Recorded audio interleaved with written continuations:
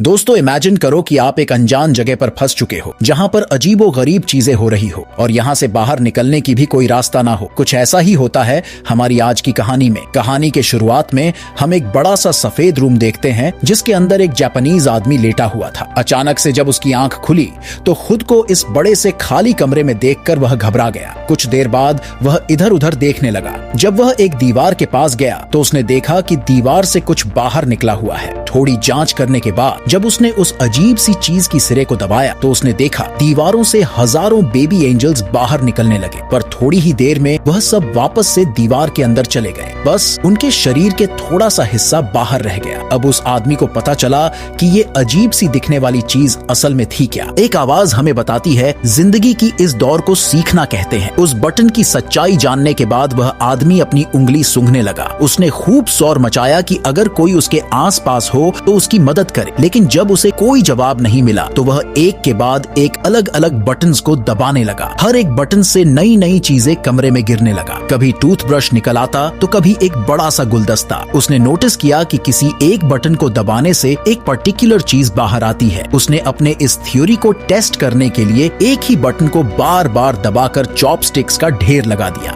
लेकिन अगले बटन को दबाते ही एक शॉपिंग कार्ट तेजी से निकला और जोर से उसके पैर पड़ लगा, जिसकी वजह से वह दर्द में चिल्लाने लगा। जब उसने अगले बटन को दबाया तो वह ट्रांसफॉर्म होकर एक बच्चे की पिछवाड़े में बदल गया जिसने उसके मुंह पे पाद दिया। इसके बाद उसने अलग अलग बटन्स को दबा दबा कर ढेर सारे चीजें इकट्ठा कर लिया। जब वह एक बॉल के साथ खेल रहा था तो वह जाकर एक बटन पर लगी जिससे सुशी नाम की एक लजीज जापानीज डिश बाहर आई, जिसे देखकर वह बहुत खुश होता है क्योंकि उसे वाकई में बहुत भूख लगी थी। वह सोच रहा था सुशी के साथ साथ अगर सोया सॉस मिल जाए तो मजा ही आ जाएगा, पर उसकी बार बार बटन दबाने पर हर बार सिर्फ सुशी ही निकलती है। तो उसे जो मिला है वह चुपचाप खाने लगा। खाना खत्म हो जाने के बाद जब उसने और खाना मंगवाने के लिए बटन दबाया तब की बार सोया सॉस की एक बोतल उसके सामने आ गई। उसने गुस्से से बोतल को दूर फेंक दिया और कहने लगा जब जरूरत थी तब तो आई नहीं, बेकार रूम। अगली बटन दबाने पर उसे 3D चश्मे मिले। चश्मे पहनकर उसे एक बेबी एंजल को अपने बटन की तरफ इशारा करते हुए दिखने लगा। इसे देखकर वह बहुत खुश हो गया और सोचने लगा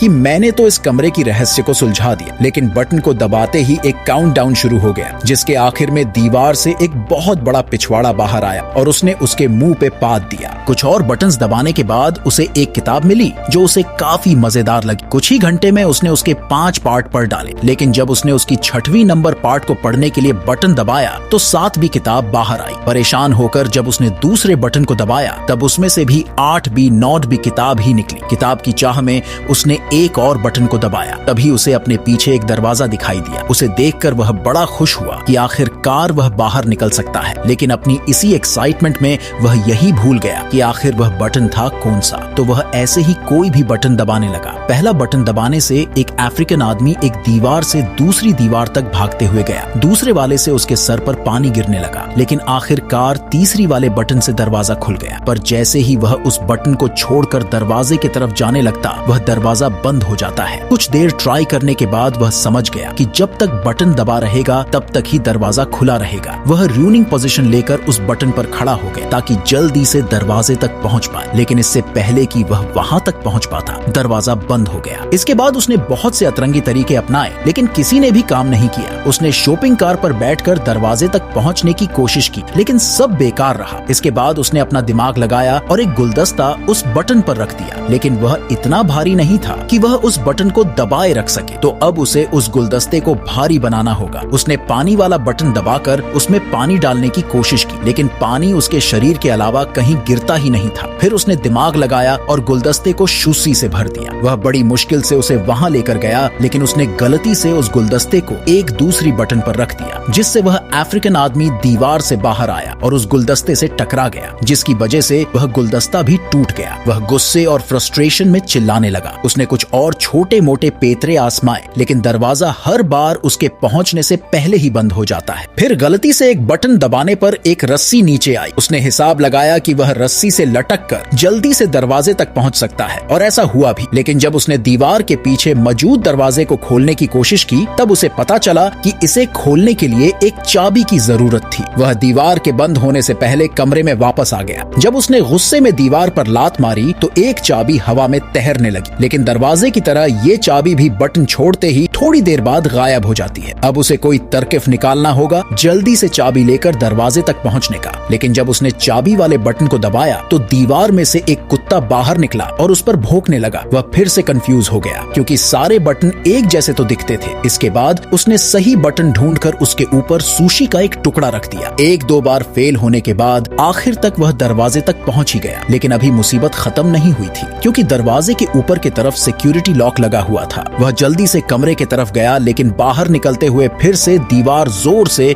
उसके पिछवाड़े पर लगी। गुस्सा होकर उसने एक लकड़ी को दीवार की तरफ फेंका तो वह जाकर एक बटन पर लग गई, जिससे वह अफ्रीकन आदमी फिर से बाहर आया। लेकिन अब की बार उसने नोटिस किया कि उस अफ्रीकन आदमी के सर पर 3 नंबर लिखा हुआ है और शायद उसी नंबर से वह ताला खुलेगा। क्योंकि दीवार बार बार बंद हो जाती है तो उसने 3 बार में ही वह ताला भी खोल दिया। दरवाजा थोड़ा जेम सा लग रहा था तो उसे थोड़ी एक्स्ट्रा जोर लगानी पड़ी और इतने में दीवार वापस से नीचे चली। वहाँ पर इतनी जगह थी ही नहीं कि वह दरवाजे को पूरा खोल सके। वह हताश हो गया और वहीं पर बैठकर रोने लगा। उसे कमरे का अंदर का समय याद आ रहा था। उसे एहसास हुआ कि कमरे में उसके पास कितना कुछ था। हाँ, वह बाहर नहीं जा सकता था, लेकिन जो चीजें उसके पास थी उसने समय रहते उनकी कदर नहीं की। अचानक अपनी बाईं ओर से उसे हवा का झोंका महसूस हुआ। वह उस नकली दीवार को खोलकर बाहर की तरह भागा। पूरी जगह बिल्कुल एक जैसे थी। ऐसा लग रहा था मानो वह एक ही जगह पर भाग रहा हो। भागते भागते वह एक दूसरे कमरे में पहुंचा जहां रोशनी थोड़ी कम थी। उसके अंदर आते ही दरवाजा बंद हो गया। एक आवाज हमें बताती है कि जिंदगी के इस पड़ाव को प्रैक्टिस कहते हैं। कमरे में उस आदमी ने अलग अलग बटन्स दबाने शुरू कर दिए। किसी बटन्स को दबाने से एक सिंगर के मुंह से गाना गाते हुए आग निकलने लगी तो किसी बटन से रशिया के एक जादूगर का जादू फेल हो गया। तीसरा बटन दबाने पर चाइना में एक आदमी अपने ही कुत्तों पर भौंकने लगा। उस आदमी ने देखा पिछले कमरे की तरह इस कमरे में छत नहीं थी बल्कि ऊपर से रोशनी आ रही थी जिसमें एंजल्स उड़ रहे थे। इस बार उसके दिमाग में बहुत ही अलग चीज आई। उसने बटन्स को दबाने की बजाय उन्हें पकड़कर ऊपर चढ़ने लगा। वह कामयाब रहा और हर बटन के दबने से दुनिया के अलग अलग कोनों में कमाल की चीजें होने लगी। कहीं फूल खिलते